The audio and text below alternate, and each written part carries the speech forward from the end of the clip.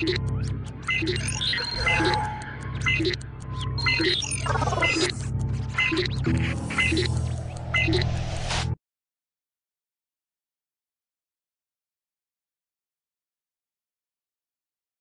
yang menyebabkan hilangnya ataupun barangkali jatuhnya pesawat itu. SAR dengan semua unsur yang sedang melaksanakan tugas pencarian pesawat beserta penumpangnya ini. Telah dilakukan oleh Basarnas.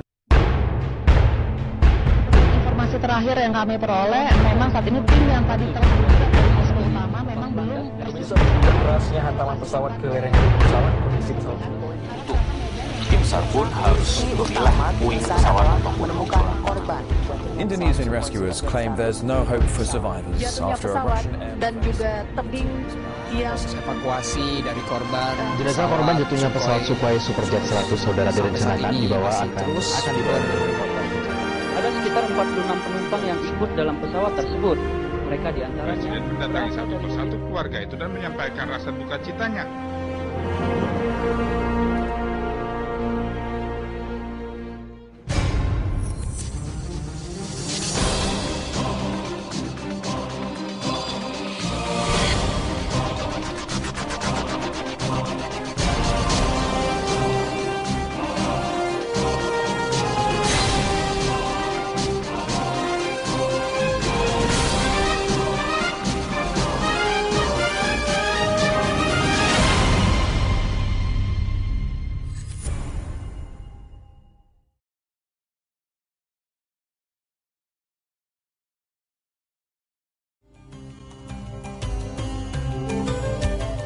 Gunung Salak, salah satu gunung berapi yang ada di Indonesia. Memiliki ketinggian 2.221 meter di atas permukaan laut. Berdiri kokoh di Kabupaten Bogor dan Sukabumi, Jawa Barat.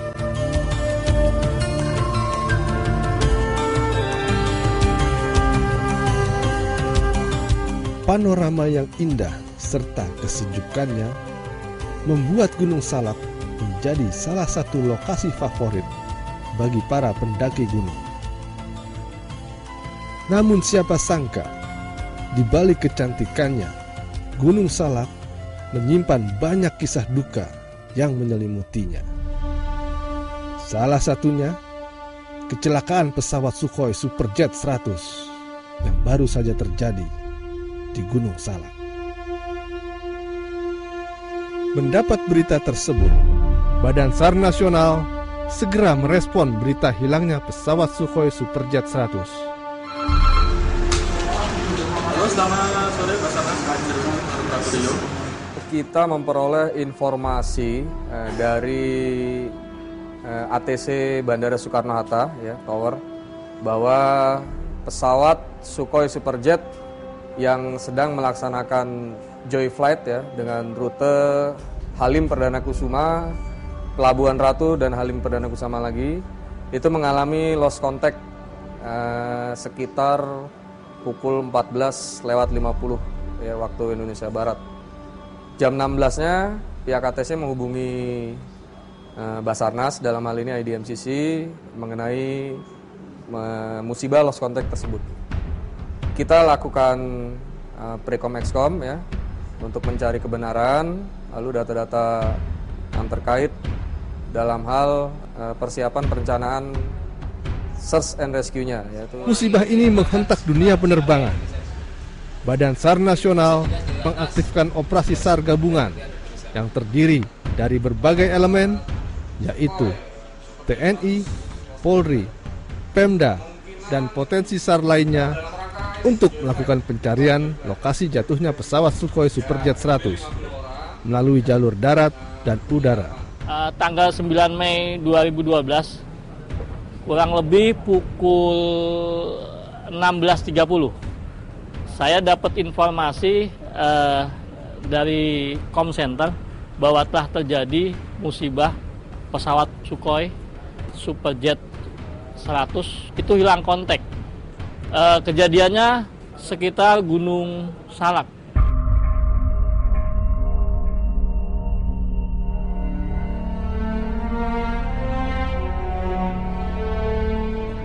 sore ini juga ada pergerakan ya untuk melakukan searching ke lokasi kejadian menggunakan pesawat Puma milik TNI Angkatan Udara ya.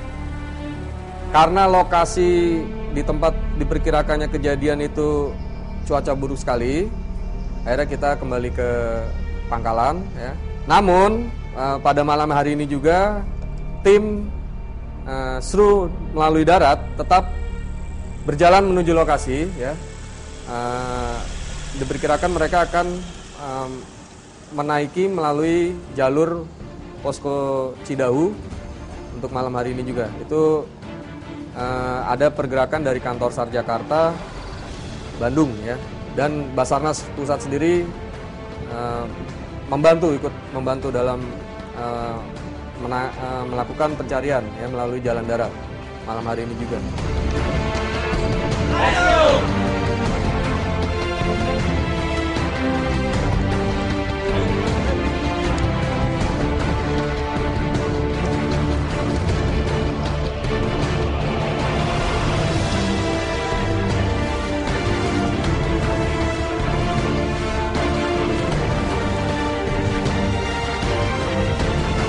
Dan malam itu juga kami menggerakkan tim sampai ke kawah Ratu di situ, diperkirakan jatuhnya di situ.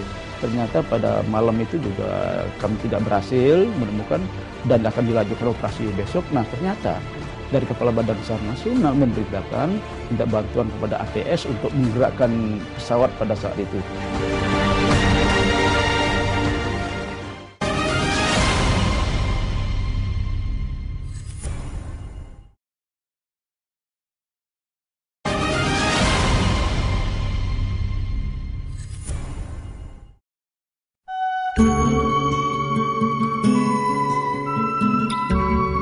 Kabut kelam di puncak Gunung Salak Bogor kian memudar. Sekitar 2.000 tim SAR gabungan dari berbagai elemen, TNI, Polri, Pemda, dan potensi SAR lainnya tergabung dalam Komando Badan SAR Nasional, mendedikasikan tenaga, pikiran, dan jiwanya demi sebuah nama, kemanusiaan.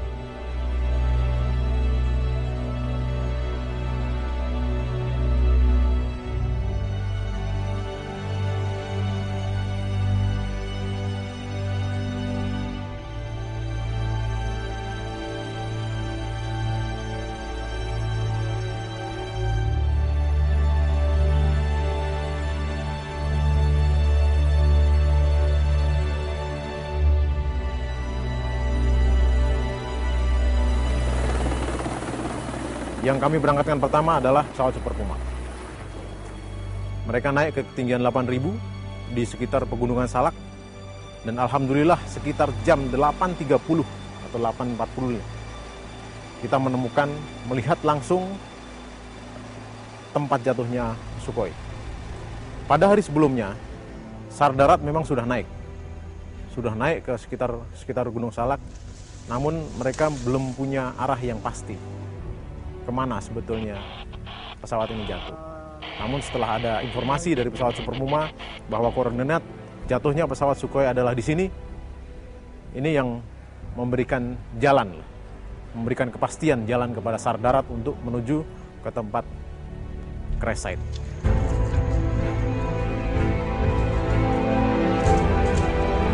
Pada posisi 2066, tim Alpha melaporkan telah melihat pesawat yang jatuh. Jadi saya langsung yang saat itu menerima informasinya dari tim Alpha, yang pada saat itu tim Alpha dipimpin dengan komandannya adalah Pak Sudarmadi. Jadi Pak Sudarmadi pada pukul 18.00 melaporkan pada ketinggian 2066 posisi pesawat yang hilang terlihat di sebelah kanan dari Sungai Ciapus.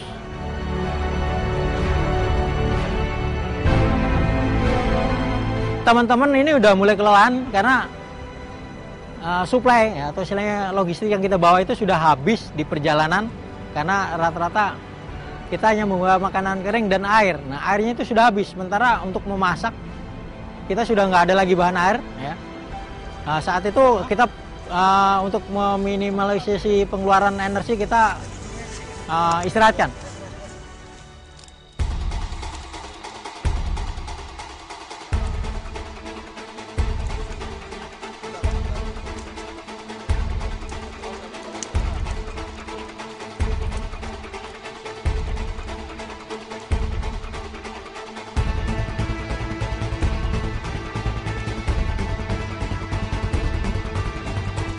Pukul 05.00 kita juga memberangkatkan tim Charlie. Tim Charlie itu saat itu dipimpin dari Basarnas oleh Pak Andriansah. Saat itu dia personil dari kantor SAR Jakarta.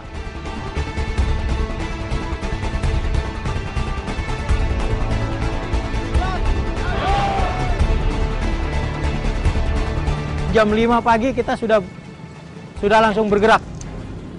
Jam 5 pagi sudah langsung bergerak, itu sudah kelihatan crash site, saya laporkan termasuk koordinat dan detailnya, crash site-nya. Kemudian saya teruskan perjalanan. Ternyata dari lokasi saya sampai ke crash site, itu kira-kira 5 jam perjalanan.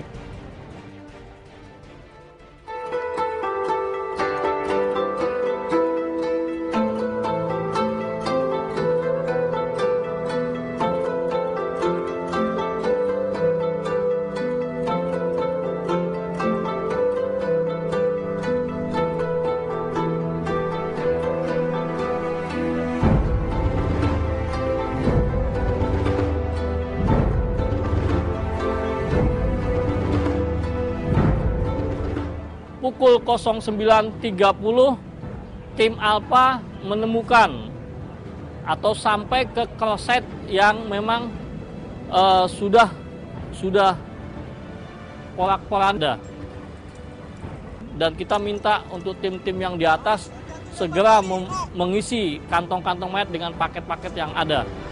Akhirnya tim Alpha sempat mengumpulkan 12 kantong saat itu, tapi yang bisa dinaikkan hanya sampai 6 kantong. Dari top ke crash site itu kira-kira kita bentang sekitar 100 meteran tali ke bawah. Ya. Kemudian teman-teman membantu memunguti jenazah itu, masukkan, kemudian di-pack, kemudian mereka naik, istirahat sebentar, kemudian bantu turun, dan pasukan-pasukan lain membantu mengangkat yang sudah di-pack tadi naik ke atas.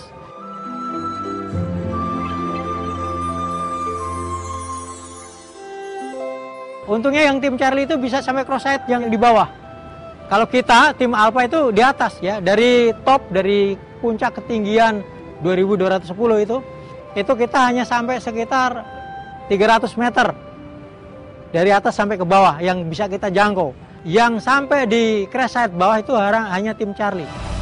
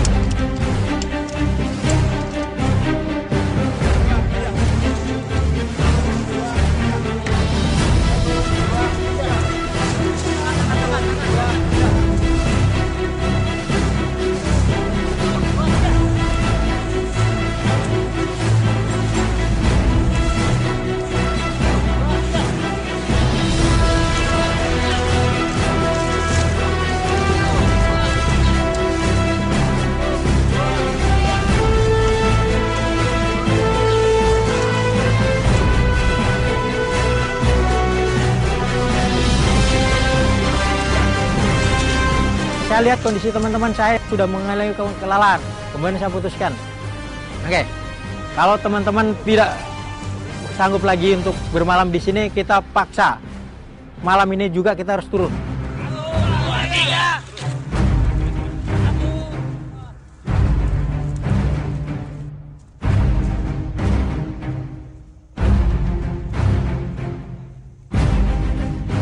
Teman-teman yang di Charlie itu sampai dengan mudah harus membakar ban untuk menghangatkan badan. Mereka sudah minum infus, sudah makan hati pisang sama lain-lain karena memang sudah tidak ada lagi makanan.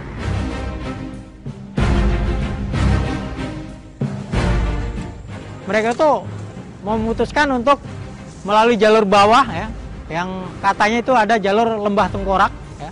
Dia itu bergerak menuju ke arah Curug Nangka dan kondisinya dia cukup menyedihkan sekali. Mereka bermalam hanya menggunakan bantuan kantong mayat yang belum terpakai dan tidur bersama mayat ya.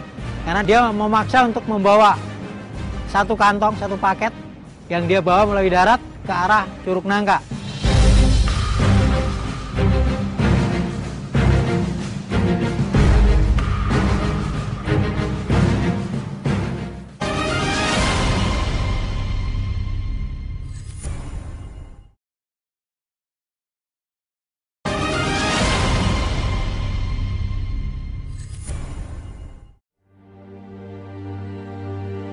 Tim darat yang masuk ke sana, kita instruksikan untuk membuat helipad. Kita menggunakan Super Puma, kita menggunakan hoist di kren dari bawah. Super Puma hover mengambil jenazah yang sudah dikantong. Kemudian kira-kira hari keempat kami bisa mendarat di situ. Akhirnya helipad awal kita terbuka di sana. Jadi supaya nanti dengan helipad ini kita bisa dropping logistik dengan pengangkatan jenazah dari ketinggian 2210. Setelah helipad jadi, saya bisa mendaratkan Super Puma di ketinggian 7.200 untuk lebih efektif lagi. Kalau kemarin kita hanya mengambil kantong mayat 1 atau 2, begitu kita bisa mendarat di situ, langsung 9 kantong mayat yang bisa kita angkut ke pos Cijeruk.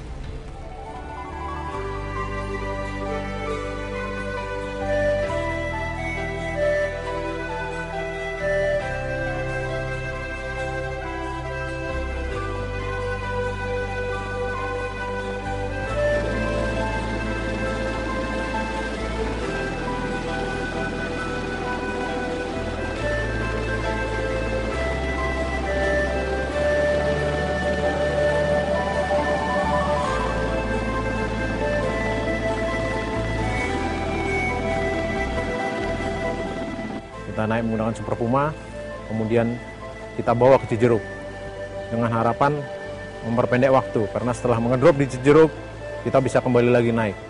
Dan dari Cijeruk dibawa oleh pesawat-pesawat kecil yang sudah kita siapkan tadi, sehingga mereka pesawat-pesawat kecil ini yang nyorti untuk membawa kantong jenazah dan barang-barang berharga milik korban maupun barang-barang berharga yang digunakan untuk investigasi oleh KNKT dibawa ke Halim.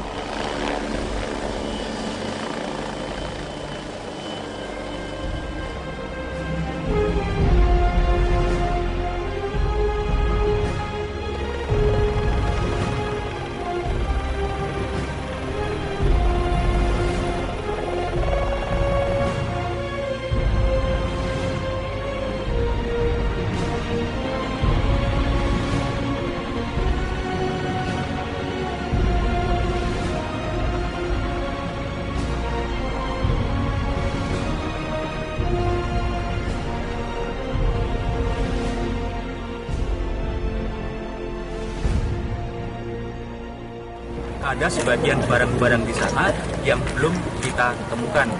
Untuk Anda ketahui bahwa kondisi ekor pesawat tidak seperti bayangan kita utuh gitu, tapi ternyata dia sudah utuh. Perintah saya, kami konsentrasi untuk mencari black box dan korban yang kemungkinan masih tinggal sedikit ya, karena rata-rata sudah tertutup longsor tanah yang tidak mungkin kita harus ambil. Pada malam hari ini saya diyakini oleh tim dari KNKT yang ada di sini, ternyata dinyatakan bahwa benda ini adalah black box yang semula ini warnanya orange. Anda tahu sendiri ini hangus terbakar, tapi saya yakin untuk dalamnya mungkin mereka yang lebih tahu. Proses pencarian memang kita sedikit terhambat ya dengan adanya cuaca hujan dari tadi, Tetapi pada hari ini kita sudah bisa mengevakuasi 32 kantong. Tadi laporan dari KOM itu menyampaikan bahwa sudah dievakuasi 9 dari bawah sampai ke atas. Dan 9 itu supaya untuk memudahkan pengangkutan dari bawah ke atas. Dan sampai di atas itu kita akan diringkas lagi menjadi jadi 5. Dan sekarang total yang sudah sampai ke Kramat Jati dan yang masih di atas itu jumlahnya 37 kantong.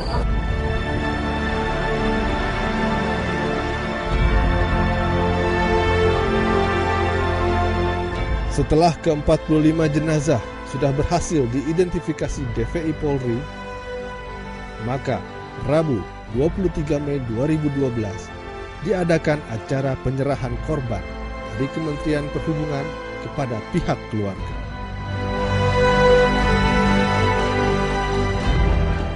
Dari proses awal sampai akhir dapat saya sampaikan bahwa operasi SAR terhadap Sukhoi Superjet 100 ini adalah berjalan dengan baik sesuai dengan prosedur. Tentu saya selaku Kepala Kantor SAR Jakarta dan selaku SMC saat itu adalah mengambil langkah-langkah yang tentu sesuai dengan prosedur internasional pun dan nasional, karena ini menyangkut negara lain. Pada kesempatan yang baik ini, saya menyampaikan ucapan terima kasih kepada semua yang terlibat. Tadi saya sudah sampaikan potensi-potensi yang ada, Kopassus, kemudian ada Marinir, ada Paskas, ada Kostrad, ada Pemprov, kemudian Mapala, lalu ada Wanadri, ada Panjat Tebing, ada PMI, ada Kesehatan, ada PPPD dan sebagainya. Kami sampaikan, Basarnas hampir tidak ada artinya apa-apa tanpa peranan kita semua.